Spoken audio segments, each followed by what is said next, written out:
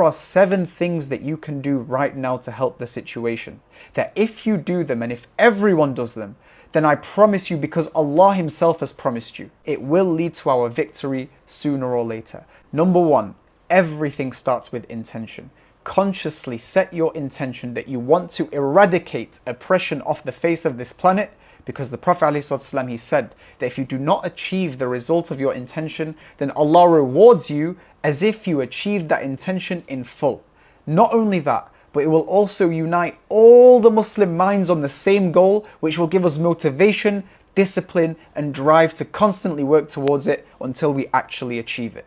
Number 2, always remember that dua is the weapon of the believers. Make plenty of dua for the entire ummah, not just one time, not just twice, every single day, especially in sujood, especially in tahajjud. Make it a habit that you wake up in tahajjud and you make dua, not just for yourself, but also for the entire ummah and against the oppressors of the world today.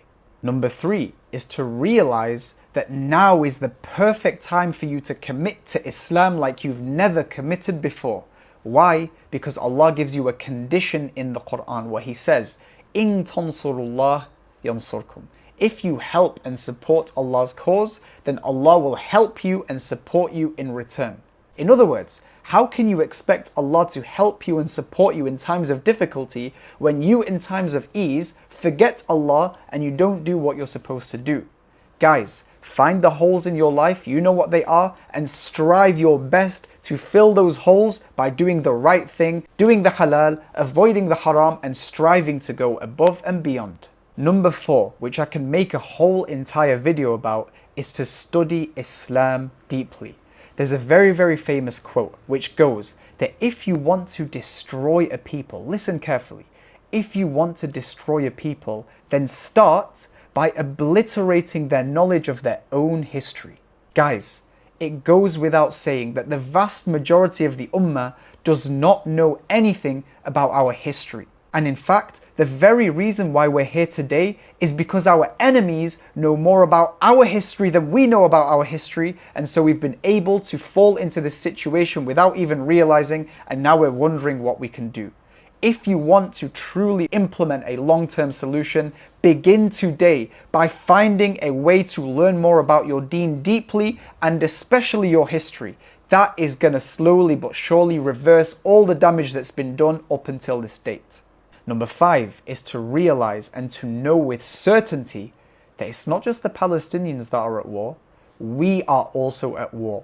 And this war is the propaganda war, the mind war, where we are trying so hard to spread the truth and make everyone know the truth, but they are trying so hard to silence us and put us back in our seats. From Instagram releasing updates and shadow banning people, to celebrities sharing nonsense about Israel, to the media pushing lies and propaganda. It's a war. And like with any war, action point number 5 is to remind you to keep fighting it no matter what, and to never give up. Keep making your voice heard. Keep sharing, keep telling people, keep making the truth clear. Otherwise, if we all stay quiet, then the brainwashing will continue and they will be able to achieve their greater goal once everyone is on the same page as their lies and their deception. Number 6, apply pressure on all the leaders of the world today, both in the West and especially in the East. Petition, rally, make your voice heard.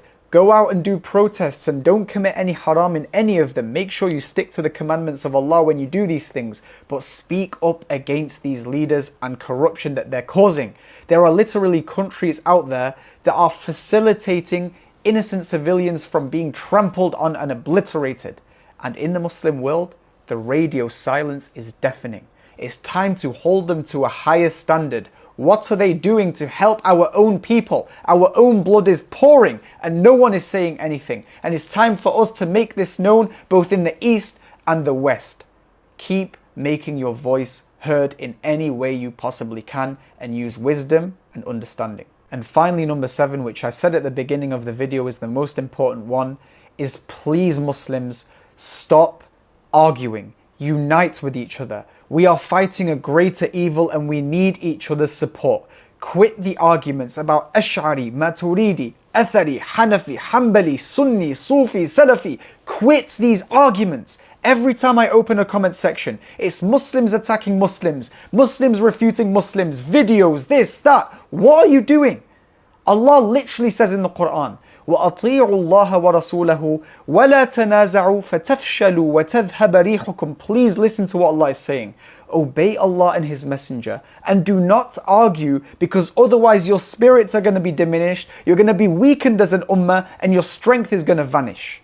Is that not happening today? We are literally a majority in the world. We have 2 billion Muslims around the world, yet we have no authority and no strength. Why do you think that is? It's because we're arguing about silly small things which don't matter in the grand scheme of things. Quit, stop, and realize that in another verse, Allah says, وَالَّذِينَ كَفَرُوا بَعْضُهُمْ أَوْلِيَاءُ بَعْضٍ. Ya Allah, Ya Allah.